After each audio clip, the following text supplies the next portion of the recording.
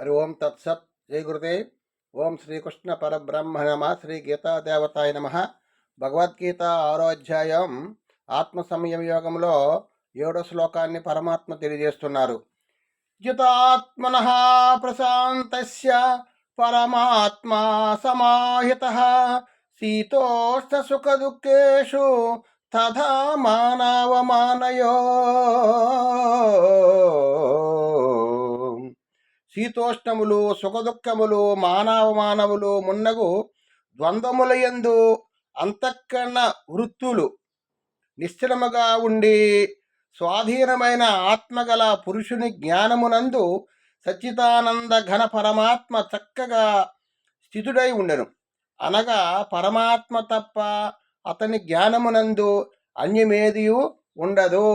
అటువంటి వాడే మహాజ్ఞాని, ఆయన మహాభక్తుడు, ఆయన స్థితప్రజ్ఞుడు. యథాత్మన ప్రశాంతస్య పరమాత్మ సమాహితః. శీతోష్ణములు కానీ సుఖదుఖములు కానీ మానవమానము కానీ ఉన్నవి ద్వంద్వములవి. మనకి ఒక్కొక్కప్పుడు ఒక్కో శీతం వస్తుంది, ఉష్ణం వస్తుంది, తర్వాత సుఖాలు వస్తుంటాయి, దుఃఖాలు వస్తుంటాయి. అవమానం మనల్ని ఒకరు పొగుడుతుంటారు, మనల్ని ఒకరు అవమానిస్తుంటారు. ఇవి ద్వంద్వాలు.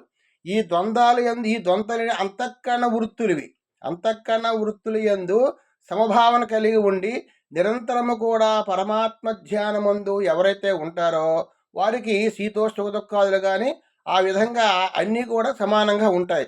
శీతోష్ణములు సుఖదుఖములు మానవమానములు మున్నగు ద్వంద్వములు యందు అంతఃకరణ వృత్తులు నిశ్చలముగా ఉండును.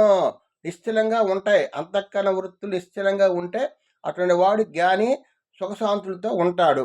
స్వాధీనమైన ఆత్మగల పురుషుని జ్ఞానమునందు సచ్చిదానంద ఘన పరమాత్మ చక్కగా స్థితుడై ఉండును. అనగా పరమాత్మ తప్ప అతని జ్ఞానమునందు అన్యమేదీను ఉండదు. అటువంటి వాడికి పరమాత్మ తప్ప అన్యము ఏది ఉండదు అని నిరంతరము కూడా దైవనామస్మరణ చేస్తూ ఆత్మస్థితిలో స్వరూపస్థితిలో ఉంటాడు. స్వరూపస్థితిలో ఉన్నటువంటి వాడికి ద్వంద్వములకు అతీతంగా ఉంటాడు. లాభము, నష్టము, సుఖము, దుఃఖము, శీతము, ఉష్టము, మానము, అవమానము వీటి యందు స్థితుడై ఉంటాడు. ఆ విధంగా ఎవరైతే మనసుని, ఇంద్రియాలని, శరీరాన్ని నిగ్రహిస్తారో అటువంటి వారికి మనస్సు నిశ్చలంగా ఉంటుంది. ఆ నిశ్చలంగా ఉండేటువంటి జ్ఞానికి ద్వంద్వాతీతుడుగా ఉంటాడు. ద్వంద్వం అంటే రెండు, ఆ శత్రునందు మిత్రునందు మానము, అవమానము, శీతము, ఉష్టము, సుఖము, దుఃఖము వీటి యందు నిశ్చలమైన మనస్సు కలిగి ఉంటాడని పరమాత్మ తెలియజేస్తున్నారు. హరి ఓం తత్సత్. జై గురుదేవ్. ఓం నమో నారాయణాయ.